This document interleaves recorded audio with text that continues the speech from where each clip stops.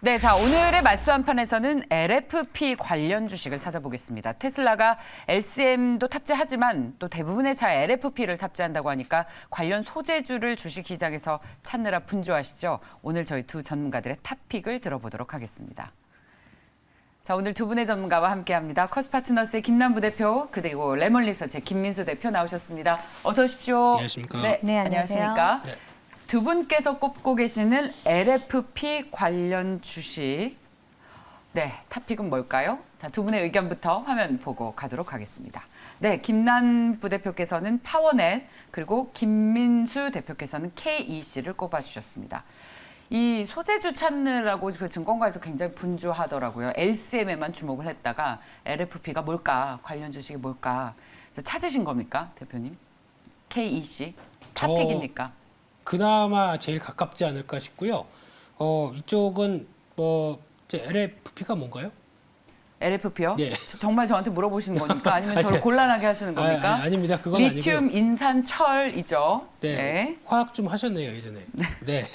그 앞글자 다 들어오다 왜, 보니까. 대표님 왜 저랑 사이 좋으시잖아요. 왜 그러세요, 진짜. 그냥 할 말이 생각이 안 나가지고요, 처음에. 네. 예. 네. 근데 예, 잘 아십니다. LFP 네. 계열 요즘에 상당히 뜨겁고 예. 관련주들 막 부각을 받고 어제도 시간 외로 들어오는데 맞습니다. 근데 좀 제 느낌은 기사가 조금 좀 자극적으로 많이 쓰이는 것 같습니다. 지난번에 테슬라 쪽에서도 그렇고 테슬라가 그렇다고 뭐 LFP로 모두 다 전환한다. 이제 앞으로 만드는 차 모두 다 LFP다. 이건 아니고요.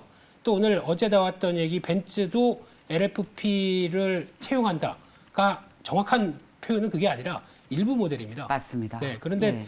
일단 새롭게 또 뜨는 쪽이고 새롭게라기보다는 또 시장에서 부각받는 쪽이고 거기가 관심이 높아지다 보니까 그렇죠. 예. 종목 찾기에 막 들어가고 있는데 저희가 그 전부터 테슬라 이슈가 나왔을 때도 많이 얘기했던 부분처럼 결론적으로는 일단 쓰는 분야가 다를 것이고 그래도 저희가 생각보다는 예전과 다르게 그래도 우리는 배터리 3사가 NCM 하니까 그쪽이 맞을 거야라고 봤다가 좀 다르네 라는 쪽에서 약간 당황하는 쪽의 변화가 나오다 보니까 새롭게 어떤 변화를 찾으려고 하는 정도라고 봐야 될 것 같고요. 어떻게 뭐 다 LFP 쪽은 이제 2차 전지 하시게 되면 다 아시다 보니까 근데 중요한 거는 쉽게 말씀드리면 가격도 싸고 거기다 어떤 쉽게 가성비를 높일 수 있는 입장 쪽에서는 전기차 메이커 쪽에서는 좋습니다. 그래서 이제 많이 팔고 앞으로 그를 통해서 어떤 전략을 꾸려 나간다라고 하게 되면 좋은 거죠. 하지만 단점도 만만치가 않은 게 그렇죠. 주행거리 짧다.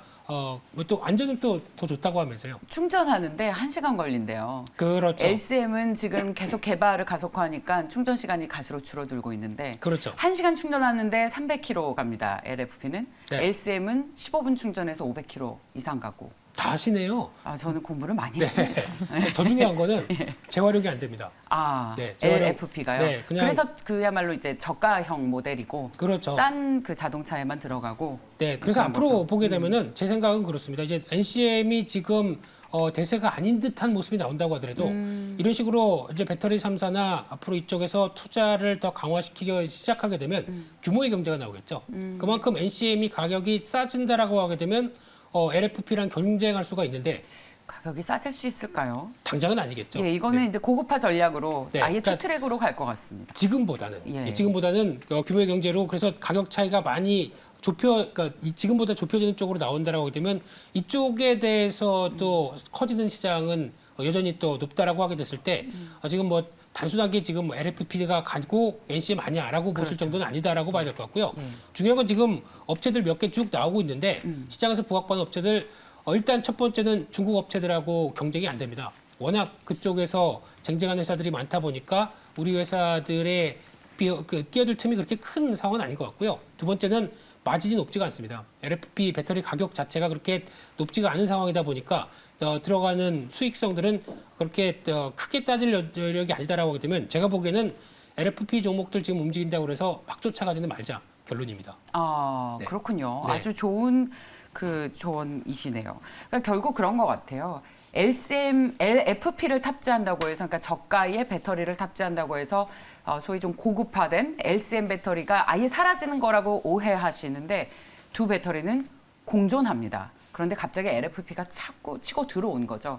그러면 이런 것 같아요. 주식시장에서는 사실 산업도 산업이지만 주식시장의 심리나 분위기가 그쪽으로 쏠리면 또 관련주들이 매기가 몰리는 거잖아요. 네. 그런 의미에서 부대표님 파워넷 어떻게 접근하셨습니까? 어떤 논리세요? 조금 비슷합니다. 지금 말씀 주셨던 것처럼 지금 업계하고 증시하고는 또 나눠서 볼 필요가 있는 것 같아요. 분명한 것은 두 가지의 배터리가 산업을 장악을 하고 있는 그런 상황인데 시장에서는 지금 시류가 어쨌든 LFP 배터리 쪽으로 몰려가고 있는 이런 상황에서는 좀 트렌드 있게 좀 따라가는 그런 매매를 하고자 하시는 분들은 분명한 거는 리튬 인산철 배터리 관련 안에서 또 우리가 좀 잘 올라갈 수 있는 종목군들을 한번 살펴봐야 되지 않을까라고 보고 있고요. 사실은 이런 시기들이 조금 불편합니다. 배터리 셀 업체들 같은 경우에는 지금 계속해서 이게 어떤 속내일지 모르겠어요. 완성차 쪽에서의 좀 쥐락펴락하는 그런 모습들이 그러다 보니까 LG 에너지 솔루션도 그렇고 SK온도 그렇고 왔다 갔다 하는 그런 모습들이 실제로 좀 나타나고 있거든요. 이런 분위기 속에서 투자자분들도 LFP 배터리에 대해서 완전히 떼놓고 보는 것이 아니라 시장에서 이런 쪽도 좀 관심을 가져봐야 될 것 같다라고 생각을 해보시는 것 같고요. 실제로 전기차 완성차에 얼마만큼 국내의 또 배터리셀 업체들이 움직일지는 모르겠습니다만 시장에서 나오고 있는 얘기로는 ESS 에너지 저장 장치 쪽이나 소형 모빌리티 쪽에서는 LFP 배터리에 대해서 상당히 또 호의적인 얘기들이 나오고 있기 때문에 이런 부분들을 감안을 했었을 때 관련주들을 좀 찾아봐야 된다. 지금은 이렇게 좀 말씀을 드리고자 하는 거고요. 제가 그래서 좀 관심 있게 보는 종목 파워넷 있어요. 지금 오늘 시장에서도 엎치락뒤치락 하고 있는 그런 모습이라서 사실 단기적인 관점에서 지금 시류에 잘 맞게 움직이실 수 있는 투자자분들이 관심을 가져보시면 좋을 만한 종목이 되겠고요. 원래는 전력 변환 장치를 만들던 기업이었습니다. 뭐 디스플레이 쪽으로나 조명이나 이런 쪽으로 들어가는 그 전력 변환 장치를 만들던 기업이었는데 최근에는 이 중국의 배터리 셀 업체하고의 또 합작을 통해서 LFP 배터리 관련한 팩을 개발을 하는 그런 모습들이 보도 자료를 통해서 확인이 되고 있습니다. 그래서 최근에 LFP 배터리 관련주 3대장을 꼽아봐라 하면 이 종목이 좀 들어가는 것 같아요. 그래서 관련 기업을 좀 살펴보시면 좋겠고요. 지금 차트까지 마저 볼까요? 예, 좋습니다. 지금 가격이 왔다 갔다 하면서 움직이고 있기 때문에 지금 현재가가 7,040원 부근에서 설정이 되어 있습니다.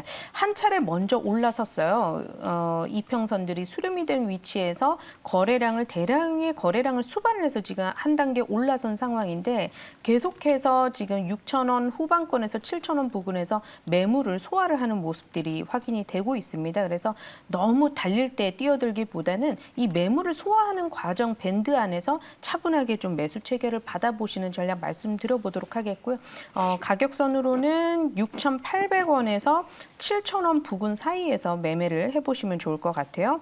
이렇게 됐었을 때 손절선이 상당히 중요한데 한 차례 올라섰기 때문에 최근에 저점 라인이 또 6,200~300원 선에서 만들어지고 있습니다. 손절선을 잘 지켜주셨으면 좋겠고요. 목표가 같은 경우에는 직전 고점을 이번에 한번 뛰어넘지 않을까 싶어요. 지금 거래량이 훨씬 더 많은 거래량으로 이벤트가 만들어지면서 올라서고 있는 모습이기 때문에 8,500원 선 일단 1차적으로 제시 도와드리도록 하겠습니다. 네, 잘 들었습니다. LFP가 대안이 될 수 있다라는 관점이신 거죠, 대표님께서는? 네, 그렇죠. 그런데 산업하고는 별개로 봐야 되고요. 네. 충분히 시장에서는 대안이 될 수 있다라고 보고 있습니다. 그러니까 산업에 대한 이해는 기본적으로 하되 주식시장의 어떤 특성이나 심리라는 것도 고려를 해봐야 한다라는 말씀 정도로 정리를 하면 좋겠습니다. 저희 김민수 대표께서는 지금 너무 LFP 쪽으로 쏠리는 이런 상황을 좀 경계하자라는 말씀으로 아까 제가 이해를 했는데요. 에코프로비엠이나 LNF와 같이 대표 LCM 주식들이 쉬어가니까 그 자리를 LFP가 좀 차지하려고 하는 것 같아서 여기에 대안이 있을까라는 고민을 늘 했는데요. 여전히 에코프로비엠과 그렇다면 LNF가 주도주로서 자리매김할 수 있을 것이다. 지금은 쉬더라도.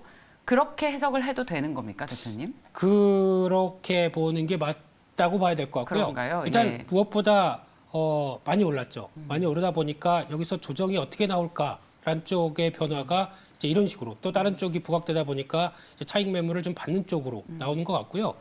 그런 상황에서 지금 특히 많이들 얘기하는 게 그거지 않습니까? 뭐 LNF나 에코프로비엠 지금 PR 봐라. 네, 무슨 너무 비싸다. 네, 예. 잘못하게 되면 70배, 100배 찍는다. 예. 뭐 이런 얘기가 나오고 있는데 그에 따른 뭐 부담감도 살짝 같이 연결된다고 봐야 되겠죠. 근데 그거보다는 저희가 보통 얘기하는 성장의 속도가 맞춰간다라고 그렇습니다. 하게 되면 예. 뭐 충분히 앞으로는 설명할 수 있을 텐데 당장은 이제 그런 것도 부담이 되겠죠. 그러다 보니까 약간 좀 쉬는 정도 그렇게 바라봐야 될 것 같습니다. 그렇죠. 이익이 계속 올라가면 PER은 또 낮아질 수 있고 그렇다면 또 이익이 올라가는 만큼 저평가라고 얘기를 할 수 있기 때문인데 네. 근데 이제 주도주가 한 번 쉬어가면 좀 오래 기다려야 하지 않을까라는 걱정도 있습니다. 근데 또 그거는 저희는 잘 모르고요. 예, 마무리가 될 때를 봐야 되겠죠. 근데 마무리가 될 때에 이 정도쯤이면 됐다라고 하는 흐름들은 그분이 하십니다. 시장이요, 미스터 마켓. 네, 그러다 보니까 저희는 그거 따라갈 수밖에 없는 상황이다 보니까 흐름들 당장은 아니라고 하게 되면 좀 기다려봐야 되겠죠. 예, 네. 자, 2차 전지 그동안의 주도주들 여전히 끝나지 않았다라는 말씀으로 정리를 하겠습니다. 자, 다음 토픽으로 이어가도록 하겠습니다. 자, 저희 최근 주식시장에서 메타버스 그리고 NFT, 코인 이런 테마들이 주도하고 있죠. 자, 메타버스와 NFT는 또 뗄래야 뗄 수가 없습니다. 어떤 주식이 아직 기회가 남아 있을까요? 두 분의 의견을 살펴보도록 하겠습니다. 네, 자, 두 분께서는 어떤 종목에 주목을 하고 계시는지 궁금한데요. 자, 저희 김난 부대표께서는 서울옥션 그리고 김민수 대표께서는 롯데정보통신을 대표 NFT 관련주로 꼽아주셨습니다. 김난 부대표님 어떤 네. 내용입니까? NFT, 그러니까 대체 불가능 토큰이거든요. 디지털 우리가 이미지 같은 경우에는 네. 정말 디지털 세계에서 무한 복제가 됐었고 그렇기 때문에 그 가치를 인정을 받기가 상당히 힘들었습니다. 그런데 이것을 블록체인 기술을 도입을 해서 원작자에 대한 소유권을 주장을 할 수 있게끔 만들어주게 되는 그 기술이라고 보시면 되거든요. 굉장히 무궁무진해질 수 있는 그런 이제 산업이 열리게 된 상황이고 실제로 이 부분에서 과연 어떤 산업들이 더 주목을 받을까 이렇게 예. 보면 시장에서는 일단 엔터 산업을 꼽은 것 같아요. 그런데 저는 서울옥션이 더 눈에 띄더라고요. 이제 콘텐츠들이 많이 갖고 있는 회사일수록 유리하니까 네. 서울옥션은 그림이라는 콘텐츠가 있고 그렇죠. 실제로 그러면- 팔리고 있고 NFT 네. 형태로. 예. 얼마 전에 이제 그림을 또 경매를 했었을 때 하셨습니까? 저는 하지는 않았습니다만 보도 자료를 통해서 아, 봤는데 네. 정말 스타 강사분도 예. 정말 아주 유명한 그림을 현우진 또 선생님. 맞습니다. 쿠사마 야유이의 그림을 또 경매를 낙찰을 받아서 가고 네.